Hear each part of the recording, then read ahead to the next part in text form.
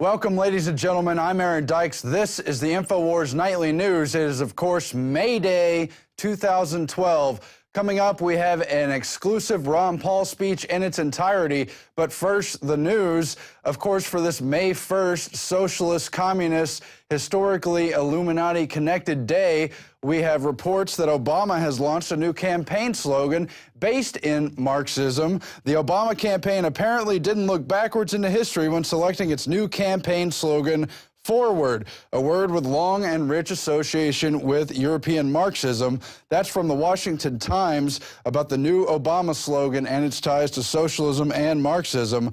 It comes from the progressive tradition, of course, as they just mentioned. There are words for it in German as well as Russian, and there's been a number of overtly socialist and communist publications along those lines. It's part of their new 7-minute video, which included a title card with the Obama O logo and the word forward. Just another nice little treat on the day where Obama is celebrating the death of Osama bin Laden and more.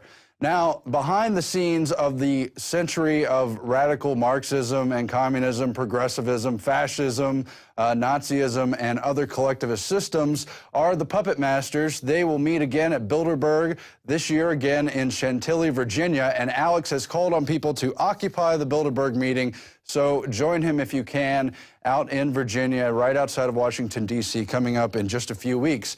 Meanwhile, the FBI has arrested, quote, anarchist in another concocted bomb plot, this time in Cleveland.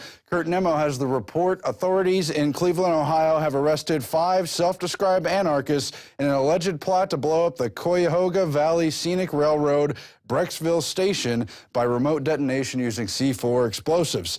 Yet again, the explosives were inoperable because the entire plot was controlled by FBI informants who just set up a bunch of dumb patsies. Once again, the case we've seen over and over again. RT, among other publications, has exposed the fact that of dozens of terror plots that allegedly were planned and partially executed inside the United States since 2001, almost all were entirely contrived and started by the FBI itself. Of course, the 1993 World Trade Center bombing was famously an FBI informant plot where they gave them the bomb-making materials. One such informant is on tape expressing his doubt as other FBI officials encourage him to move forward and set up the patsies. And he, of course, questions why they're using real explosives. In another phase of concocted infiltrations, we have Cass Sunstein, who wrote the paper Conspiracy Theorists, calling on governments to cognitively infiltrate extremist groups, including a number of online entities, exposing false and dangerous conspiracy theories, just like us right here at the INFOWARS Nightly News. Anyway, now Luke Rudkowski of We Are Change has confronted Cass Sunstein, one of those behind-the-scenes guys who's not used to even talking to the public. And when Luke confronts him about why he's called for discrediting conspiracy theorists, for banning those who say sunlight is good and healthy, and those who don't believe in climate change and that kind of thing, well, Sunstein was just speechless. He was babbling. I don't remember even saying that. His handlers tried to keep Luke away from him, but Luke just kept asking the questions that, of course, everyone should ask, because Cass Sunstein, who is currently Obama's information czar, is a possible Supreme Court appointee. He was being considered on the short list at the time that Obama went on to choose Sotomayor and later Kagan. But I'm sure Sunstein has a bright future ahead of him in attempting to ban the Second Amendment. Yes, he doesn't believe the Supreme Court has ever upheld individual ownership of firearms. He wants to rewrite the free speech rules under the First Amendment and has written a number of books on that, including Democracy and the Problems of Free Speech. And of course, he's been the author of Nudge, a book on social engineering people to make healthy and rational decisions under good government. He's even claimed for an official mandatory celebration of tax day. Let's go to that confrontation clip now. Here's someone who really deserves to be asked questions about the dangerous stuff he is espousing. My name is Bill DeBerg from Brooklyn College. And I know you wrote many articles, but I think the most telling one about you is the 2008 one called Conspiracy Theories, where you openly advocated government agents infiltrate activist groups of 9/11 Truth and also stifle dissent online.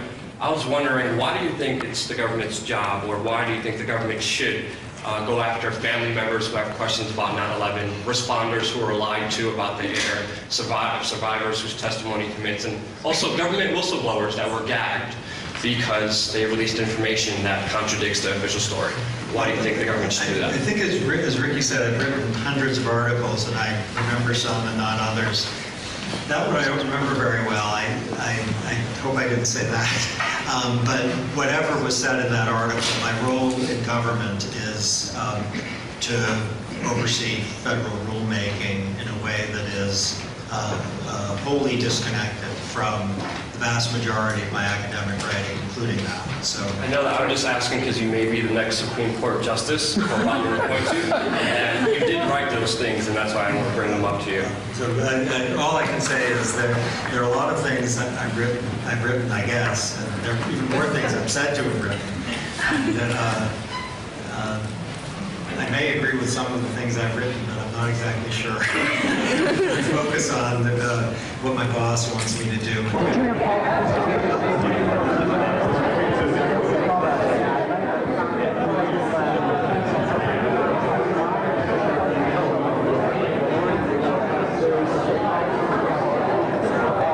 I just want to know, is it safe to say that you retract saying that conspiracy theorists should be banned or taxed for having an opinion online? Is it safe to say that? I don't remember the article very well, Yeah. so...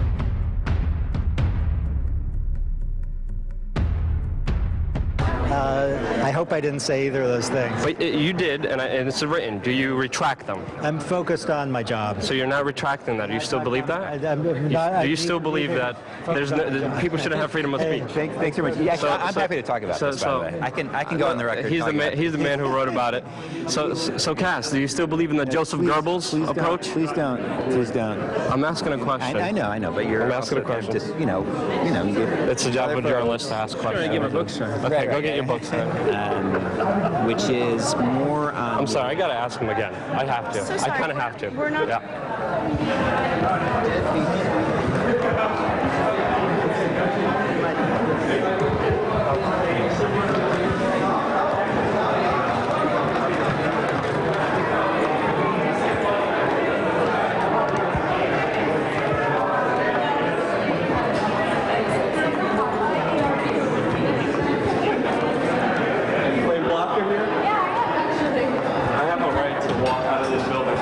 So Cass, do you repudiate those statements or not? Cass, do you still stand by them? And why do you think conspiracy theories are so dangerous? It's a very serious question. I mean, we're talking about undermining freedom of speech and critical thinking, about questioning the government. We just want to know your opinion, and you don't seem like you want to retract those statements, but they're very serious. They're very similar to Joseph Goebbels. That's what people compared you to, sir? Thank you, sir. Have a good day. Bye-bye.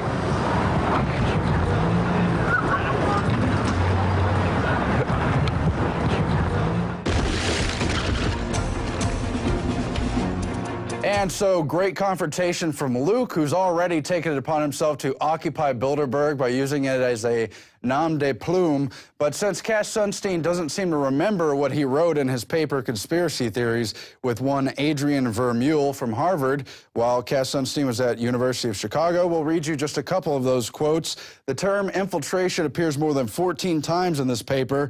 He says, consider, for example, that beliefs that prolonged exposure to sunlight is actually healthy and that climate change is not occurring or likely to occur are examples of conspiracy theories that are not only false, but potentially dangerous. He also says on page 15, we suggest a distinctive tactic for breaking up the hardcore of extremists who supply conspiracy theories: cognitive infiltration of extremist groups, whereby government agents or their allies will undermine the crippled epistemology of these conspiracy theorists, and further recommends that governments might undertake legal tactics for infiltrating these groups and breaking them up from within on the internet in the real sphere of life, and on and on.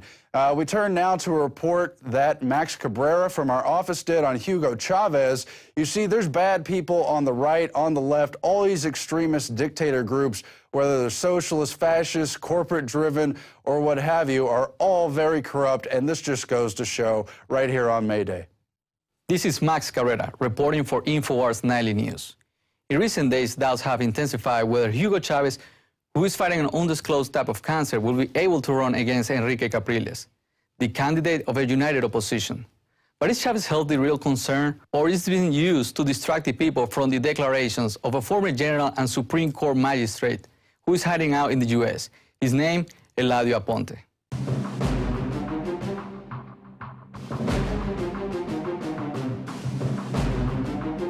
In an interview broadcast on Miami channel television Soy TV, the former judge said that high-profile criminal cases were manipulated by top-ranking Venezuelan officials, including Mr. Chavez, to determine their outcomes.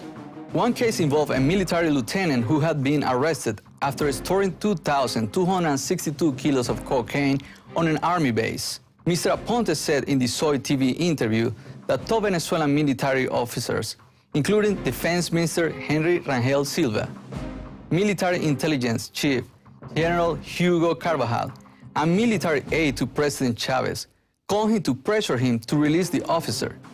After an injunction given for this case, the investigation stopped, according to Aponte.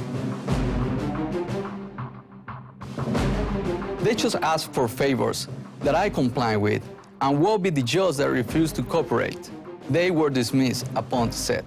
Mr. Aponte also said that Mr. Chavez himself told him to make sure that a number of Colombian peasants alleged to be paramilitary fighters in 2004 were found guilty of planning to assassinate Mr. Chavez. Mr. Chavez pardoned the man 3 years later. When asked whether there were political prisoners in Venezuela, something Chavez has previously denied, Aponte said yes. There are people they ordered not to be released. In a nutshell, we had to accept the fact that they were not to be released, so the justice system turned its back to them. Aponte was dismissed from his post by Venezuela's National Assembly on March 20 over accusations that he had ties to a drug suspect.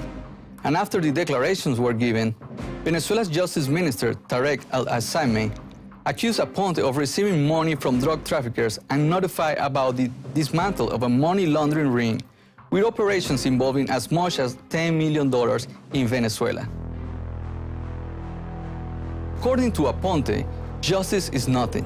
Justice is a ball of putty because it can be molded for or against. Mr. Aponte said on the broadcast, "I don't think the separation of power exists. It happened every week.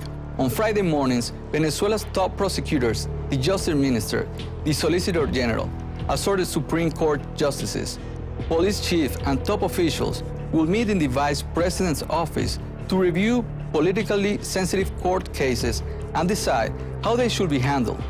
In each instance, the Vice President had the last word: dismissal, acquittal, or conviction." Aponte mentioned that his position in the Supreme Court was given due to his ability of following government guidelines.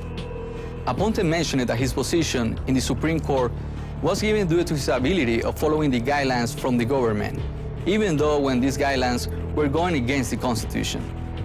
This is an example of how the justice system can be manipulated, leaving no recourse for the victim.